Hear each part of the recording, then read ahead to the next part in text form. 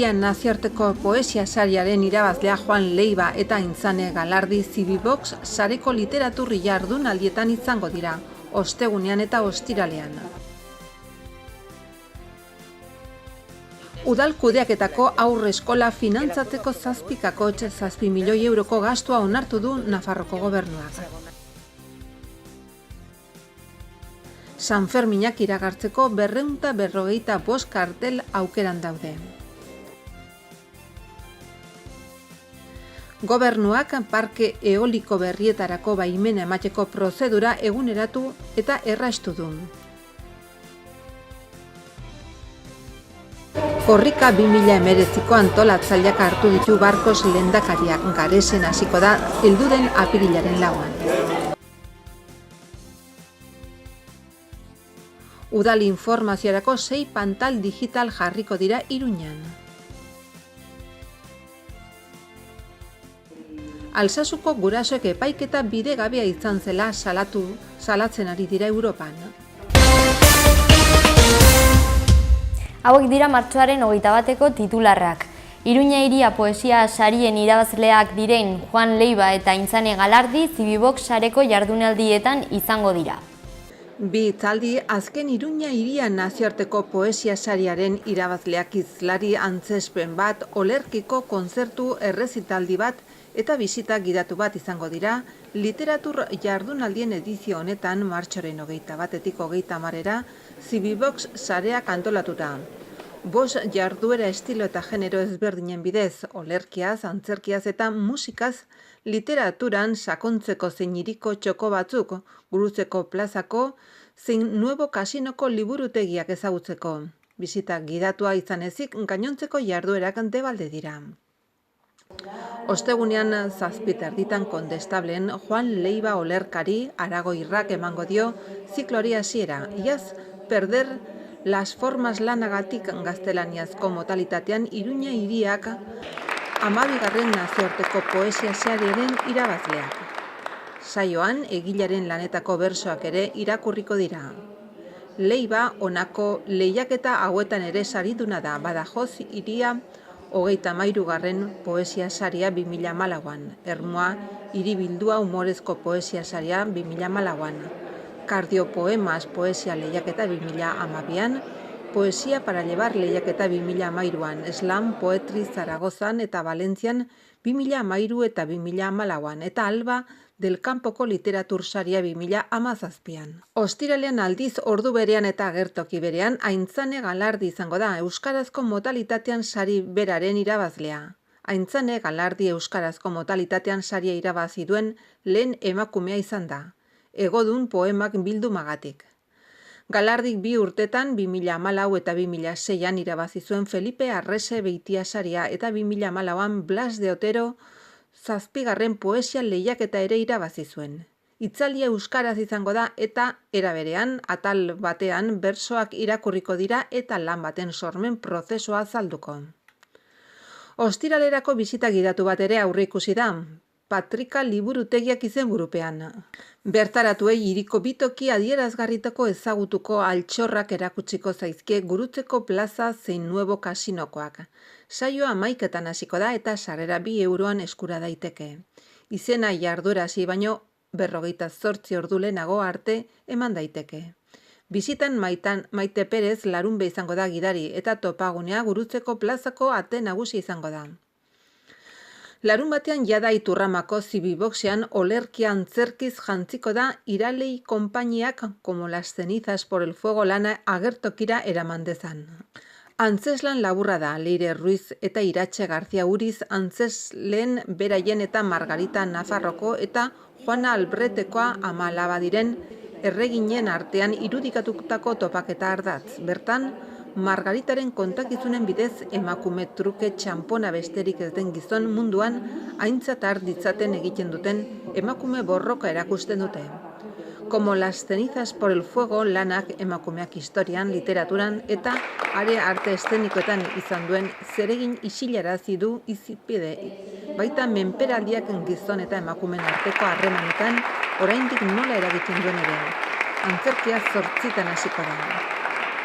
Larun batean martxako 30 bandada taldearen Mujeres en Rock iberso emanaldiak emango dio zikloari amaiera Iturramako Zibilboxean ere bai 8:00.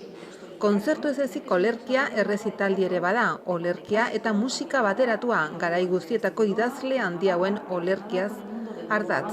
Jokonda Belli, Gloria Fuertes, Blanca Varela, Gabriela Mistral, Johan Kijer eta beste batzuenak, bai artistok dituzten ahots eta literatur balioa, bai emakume guztien sormen eta emozio unibersoa ikustarazteko, batzutan isilarazi eta ahaztu egin baitan. Hildo nagusiak bertaratuak zenbait paisai eta emoziotan barna eramango ditu, musikaz betetako ikuskizunean, estilo eta kolore ezberdinak dituzten olerki eta abestietako gaien bidez. Nafarroako gobernuak udal kudeaketako haurreskolak finantzatzeko 7,7 milioi euroko gastua onartu du. Nafarroko gobernuak akordio bat onetsi du zeinaren bidez udal kudeaketa duten haur eskola finantzatzeko 7.785.882 euroko gastua onartzen den. Iazko datuekin alderatuz, 663.967 euro igo da kopurua.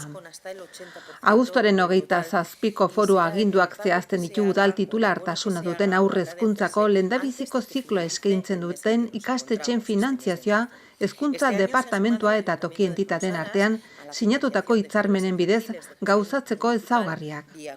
Horri jarraiki aurten 73 hitzarmen sinatuko dira iaz baino bat gehiago. Jaunsaraseko udalak Basaburuako haurreskola sortuko baitu. Onartutako akordioa jasotzen duen moduan, hezkuntza departamentuak 2 epeetan transferituko ditu kopuruak, lehendabizikoan 80% ordainduko da, eta bigarrengoan 120%. Lehendabiziko ordainketa martxo amaitu aintzinetik egitea aurreikusi da. Toki entitatekin egingo diren 73 hitzarmenen baitan 87 haur eskola daude, hala Iruñako udalak iaz exekutiboaren eta udalaren arteko hitzarmenaren baitan ez zeuden 0-3 urte bitarteko Mendillorri eta Goizeder eskolen sorrera formalizatu du. Bestalde 0-3 haur eskolen finantziazioa hitzarmen bidez bermatzeko akordioa onartu da. 7,7 milioi pasatxo euro, 87 haur eskola finantziatzeko. Hala, ohi denez, udalek 2 zatitan jasoko dute gobernuak zerbitzu hori bermatzeko ematen dien dirua.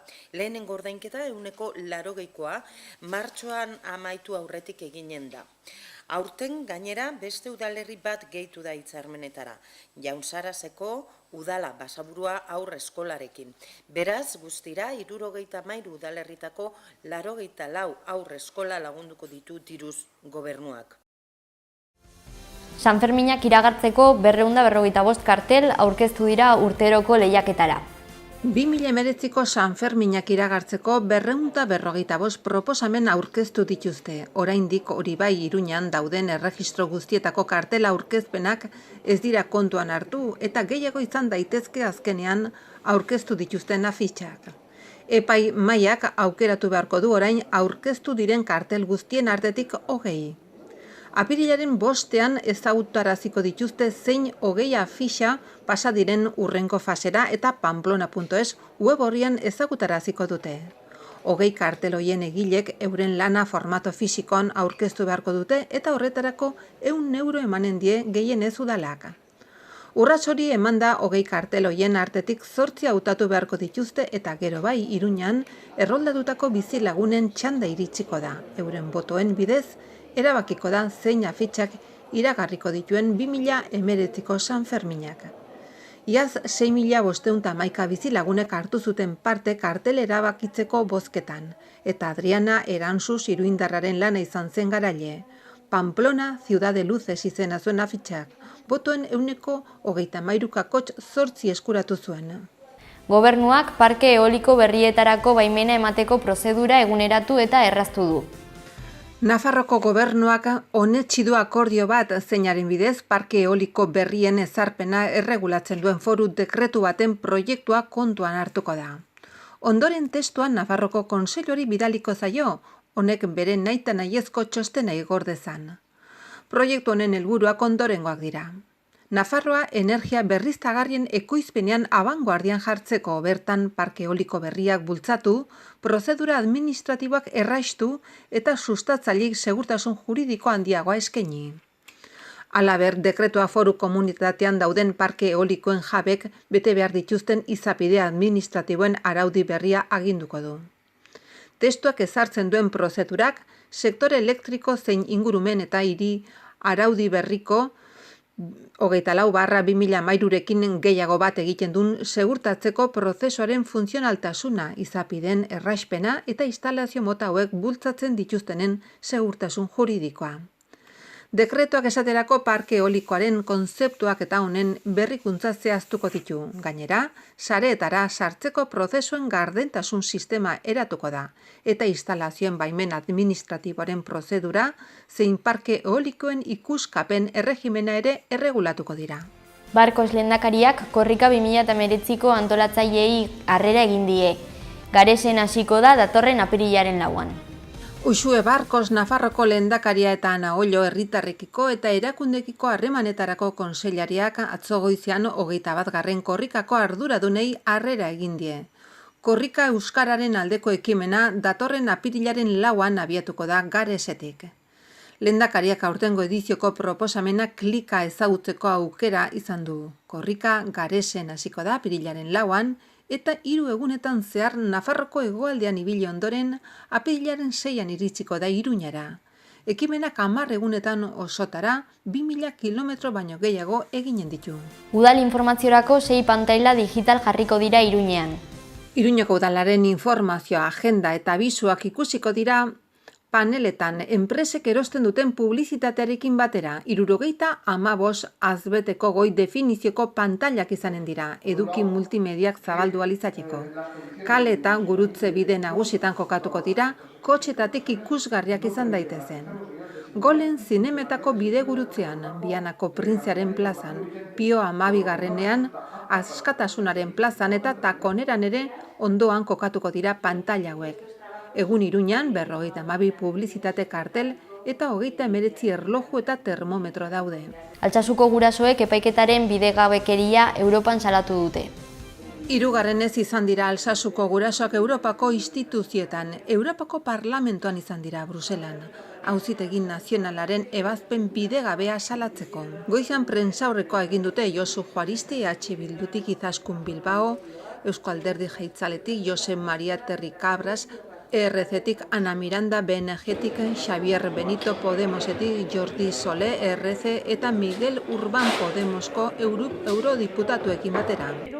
Alsasu gurasoak taldetik Antxon Ramirez de Alda, Adurren aita, eta Edurne Goikoetxea Ainaren ama hartu dute hitza. Aritz Leozek Alsasukoak aske plataformako kidea lagunduta. Prentsaurrekoa bukatuta lan bilera bat egin dute hainbat talde politikotako kidekin. Prentsaurrekoan bildutakoekin, Portugal zein Flandiarrako hainbat kiderekin zein Sinn Féin ordezkaritza batekin batera, auzia Europan salatzen jarraitzeko proposamen bateratuak adostu dituzte.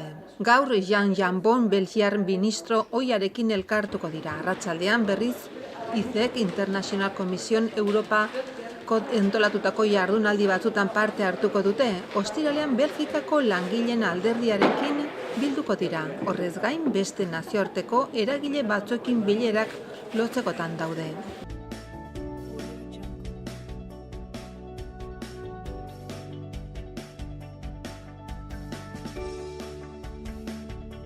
Goiz partean lanbroa eta lainoa sortu dira. 0 laino gutikin egongo da egunean zehar, goizan goiz arte lainotsu batzuk izan arren. Haize ahul eta aldakorri ibiliko da, arratsaldean ipar-ekialdekoa nagusituko da tarte biziekin.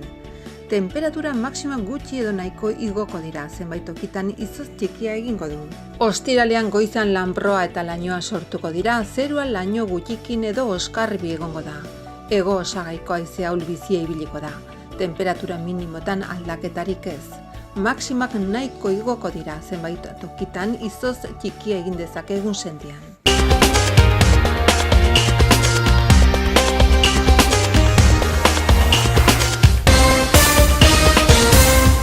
Iruña hiria Iruñeria nazioarteko poesia sariaren irabazlea Juan Leiva eta Aintzane Galardi Zibibox sareko literaturri jardunaldietan izango dira, ostegunean eta ostiralean. Udal kudeaketako aurre eskola finantzatzeko 7,7 milioi euroko gastua onartu du Nafarroko gobernuak. San Ferminak iragartzeko 255 kartel aukeran daude. Gobernuak parke eoliko berrietarako baimena emateko prozedura eguneratu eta erraztu du. Korrika 2019ko antolatzaileak hartu ditu Barkos lehendakariak, Garesen hasiko da helduden apirilaren 4. Udal informaziorako 6 pantal digital jarriko dira Iruñan. Alsasuko gurasoek epaiketa bidegabea izan zela salatzen ari dira Europan.